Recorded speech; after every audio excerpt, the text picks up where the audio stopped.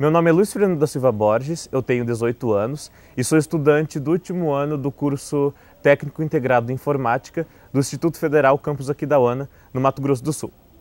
A minha trajetória em ciências tem muito a ver com feiras de ciências.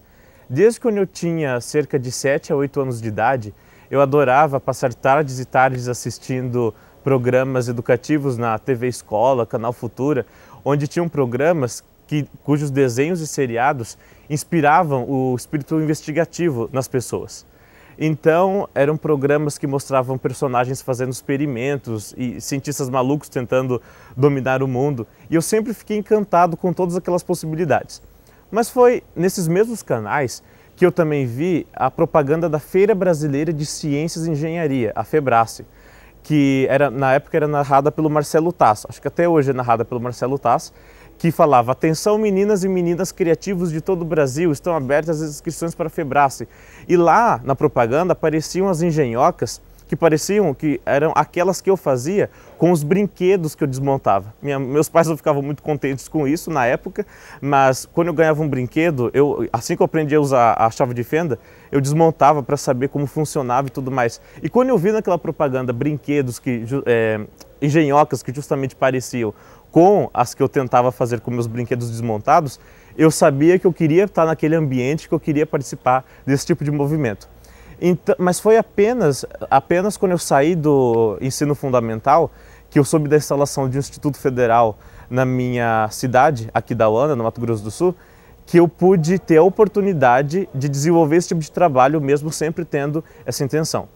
Então eu entrei no Instituto Federal no ano de 2013, com 15 anos, e logo vi que uma das atribuições dos professores do Instituto Federal era justamente orientar trabalhos de pesquisa de estudantes que fossem interessados em fazer alguma coisa. Então eu gostei muito da área de medicina, e quando eu entrei no curso técnico integrado em informática, quase por acidente, eu observei que várias tecnologias da informática, da tecnologia da informação, da eletrônica, poderiam ser aplicadas para solucionar problemas que a área de biológicas enfrentava. Então, a minha primeira pesquisa foi a criação de um equipamento capaz de amplificar fragmentos de DNA chamado termociclador. Esse equipamento existe atualmente, ele é utilizado para fazer o diagnóstico de basicamente toda doença que é causada por algum tipo de vírus, bem como teste de paternidade e algumas análises forenses em laboratório. Então, eu observei que em uma aula de biologia, que esse era um equipamento utilizado para isso, e o professor o descreveu como uma máquina de xerox de DNA. Eu fiquei muito interessado nesse termo, eu fui pesquisar mais sobre o equipamento e eu descobri que, apesar do funcionamento dele ser muito simples, que é basicamente expor uma amostra de DNA a variações de temperatura, o custo dele chegava a R$50 mil. E esse custo me fez questionar. O funcionamento é simples, mas o custo é muito elevado. Então, conversando com mais pessoas da área de biologia molecular, que foi o meu professor que me colocou em contato com, eu vi que esse era realmente um dos problemas reais dentro de algumas instituições de pesquisa do Brasil. Então eu utilizei alguns princípios da programação, com auxílio do professor orientador Leandro de Jesus, que na época tinha um projeto que tratava sobre programação daquelas placas Arduino para automação, por exemplo, de carrinhos e maquetes de semáforo. E eu observei que alguns princípios utilizados naqueles trabalhos poderiam ser utilizados para fazer automação de variações de temperatura.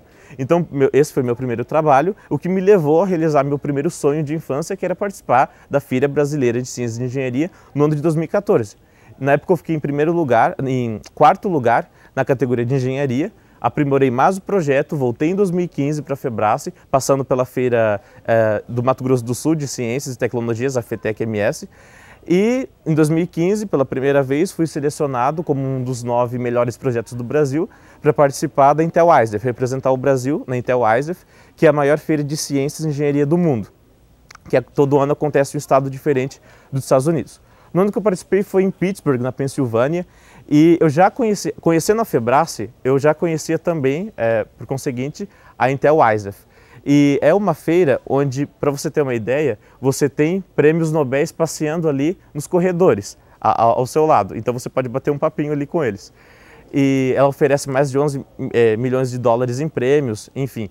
Eu participei então pela primeira vez em 2015 com o termociclador, conheci o ganhador do Prêmio Nobel de Química, Sir Harold Kroll, que descobriu a molécula do fulereno, por exemplo, foi uma das maiores honras da minha vida.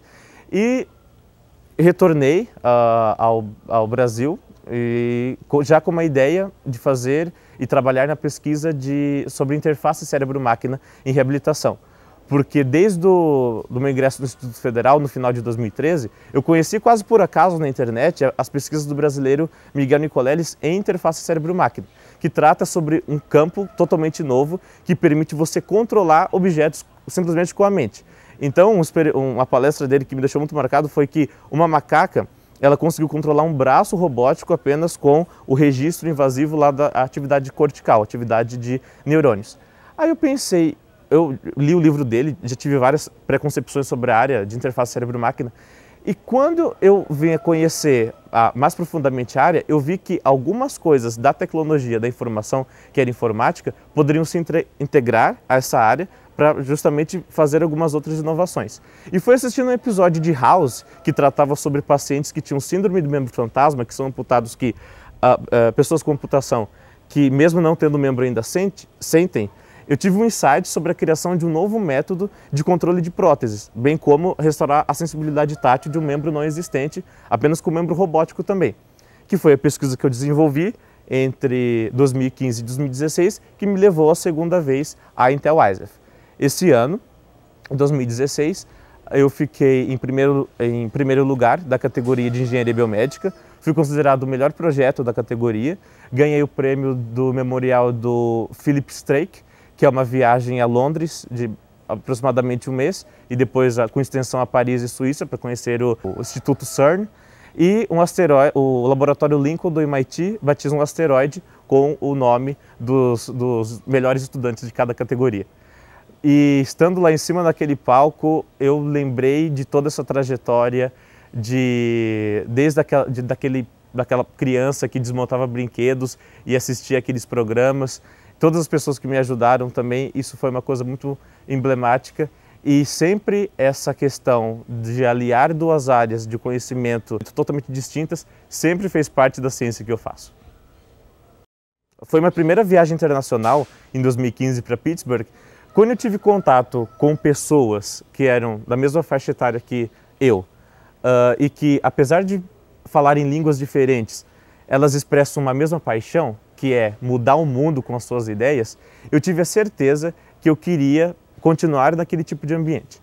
Então eu decidi, ainda mais por causa do projeto das próteses que desenvolvi, estudar na área de neurociência, porque eu me apaixonei pelo cérebro humano e todas as possibilidades que ele tem. Se você pensar muito bem, todas as ações da humanidade, todas as coisas que nós já fizemos, que nós fazemos e que nós iremos fazer, são regradas por tempestades neurais. Então, mais impressionante ainda, na minha opinião, que o universo que nós temos acima das nossas cabeças é o universo que nós temos entre nossas orelhas. Então, eu quero ser um desses desbravadores desse novo universo e eu pretendo ingressar em uma graduação no exterior na área de neurociências e sempre aliando com alguma tecnologia para auxiliar a saúde humana.